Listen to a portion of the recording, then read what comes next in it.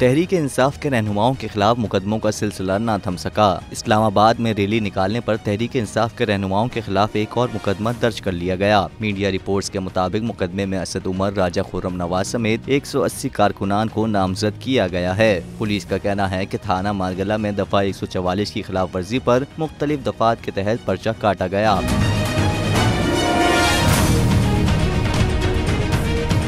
वाज़ेह रहे कि गुज़िश्ता रोज़ तहरीक इंसाफ की जानिब से आइन और सुप्रीम कोर्ट की हिमायत में मुल्क के मुख्तलिफ शहरों में रैलियाँ निकाली गयीं। इस्लामाबाद में तहरीक इंसाफ के कारकुनान ने 0 पॉइंट से रैली निकाली। कारकुनों ने आइन बचाओ मुल्क बचाओ के नारे लगाए। कारकुनों की आमद से कबल 0 पॉइंट पर पुलिस और FC की भारी नफरी तैनात की गयी। बख्तरबंद गाड़ी और वाटर कैनन भी 0 पॉइंट पर मौजूद थी। 0 पॉइंट से शुरू होने वाली रैली की क़यादत सेक्रेटरी जनरल असद उमर ने की।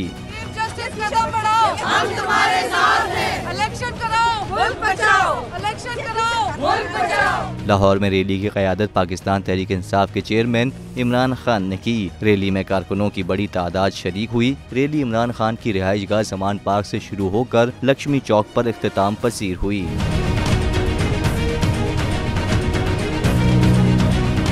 हवाए नफ्स की है हुक्मरानी, लुटेरा कर रहा है पासबानी। बोल न्यूज के मार्केटिंग हेड आकाश राम ताहा लापता, तफ्तीशी इदारे जवाब देने से कासिर। अहले खाना परेशान, बेटे की जुदाई में माँ गम से निढाल। जो बच्चो हिंदू पर आए थे जो को पाकिस्तानी, मुझे मेहरबानी करे पंहिंजो आकाश वापस कयो।